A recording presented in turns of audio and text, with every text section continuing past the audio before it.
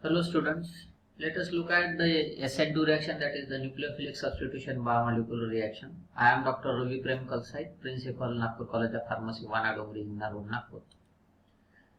So SN2 reaction, as we know, it follows the second order kinetic. It is a single step reaction. In a single step, there is the formation of the carbon and hydroxide and the breaking of the carbon and the bromine bond occur. The nucleophile, that is the OH, attacks from the backside of the alkyl halide away from that halide. Here in the SN2 reaction we have to take the example of alkyl halide, and at the base, that is the NOH, that we have to take here. So from the alkyl halide you will get the alcohol, that is the product obtained. So the OH diminishes the negative charge that has been shared its electron with the carbon, and the bromine has developed a partial negative charge since it has removed a pair of electrons from the carbon. In the SN2 reaction, there is a complete inversion of configuration, that is the Walden inversion is observed. So here in the SN2 reaction, from the alkyl halide you will get the alcohol, that is the final product. As we know, it is a second order kinetics. The rate is dependent upon the concentration of both the reactant, that is of the alkyl halide and of the base. It depends upon the concentration of both the reagent, and as here there is a complete inversion of the configuration observed, there is no as such a rearrangement because there is no formation of the carbocation in the SN2 reaction. The reactivity is like this. Let us look at the animation of the SN2 reaction, how there is a formation of the carbon hydroxide bond, and there is a breaking of the carbon bromine bond, and there is that the OH and the bromine are located as far as apart as possible. The three hydrogen and the carbon lies in the single plane, all the bond angles being 120 degree. The carbon hydrogen bonds are thus arranged like a spoke of wheel. You will see in this animation with the COH and the C bromine lying along the axle. So let us look at the animation.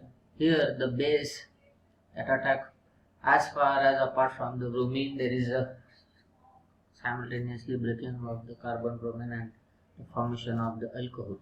So this is all about the SN2 reaction. Let us look at the stereochemistry or the Walden inversion in the SN2 reaction. So if you take the example of 2-bromooctane or the 2-octanol, you have to take these two examples. So both 2-bromooctane and 2-octanol are the chiral. The carbon is the chiral. That is, they have the molecules that are not superimposable on their mirror image. Consequently, these compounds can exist as enantiomer and can show the optical activity. Optically active 2-octanol has been obtained by resolution of racemic modification, and from its optically active 2-bromooctane that has been made. So let us look at the stereochemistry or Walden inversion by taking the two examples, that is the 2-bromooctane and 2-octanol. So if you take this example, here you will find a C6H13CCH3. So this is the carbon number 1, this is carbon number 2, and there are the 6 hydrocarbon chains, 6, 7 and 8. So it is the octane. So if you attach the bromine to the carbon number 2, you will get the 2-bromooctane. And naturally this carbon is the chiral carbon, that's why it is optically active compound and shows the minus 39.6 degree of rotation. Instead of bromine, if you attach the hydroxide or OH, you will get the minus 2-octanol, and the optical rotation is minus 10.3 degree. So these are the two products, 2-bromooctanol and the 2-octanol.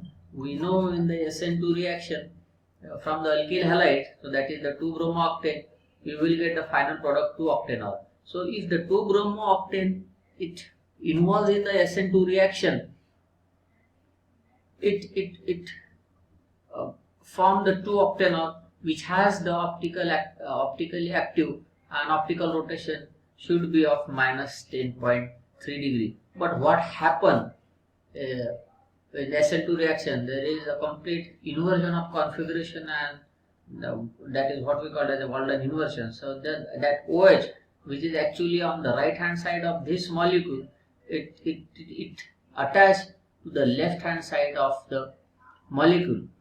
As we know, in the SN2 reaction, the base attack on the alkyl halide, that is the 2-bromooctane, from the back side. The OH is keep itself as far up as apart from the halide, that is the bromine.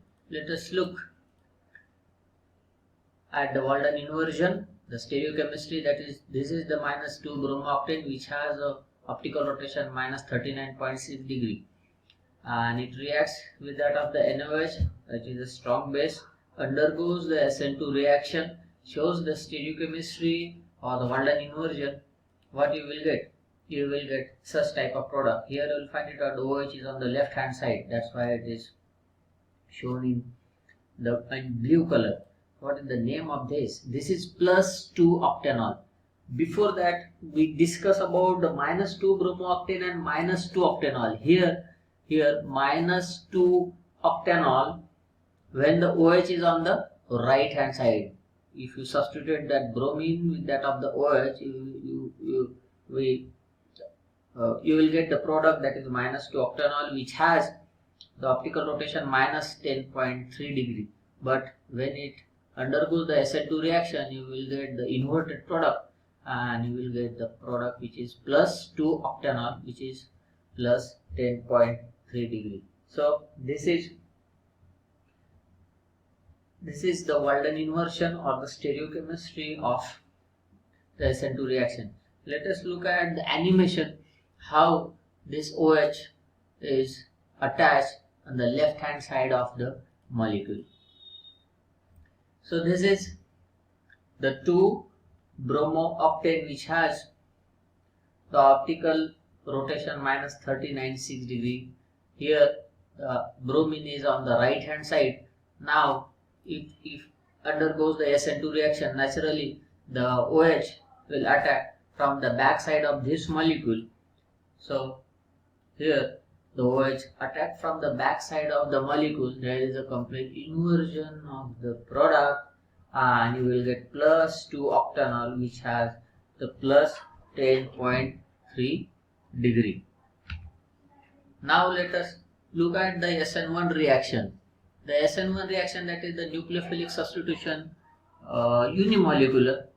As here the step 1 and the step 2, because in the SN1 reaction the carbocation is formed, and it undergoes with that of the 2-step reaction. Step 1, which is the slow, and the step 2, which one is the fast. So step 1 is the formation of the carbocation.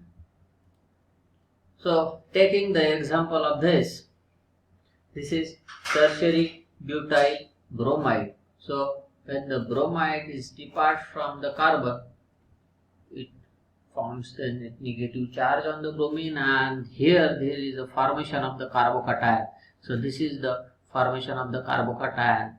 So this is the step 1, which is the slow step.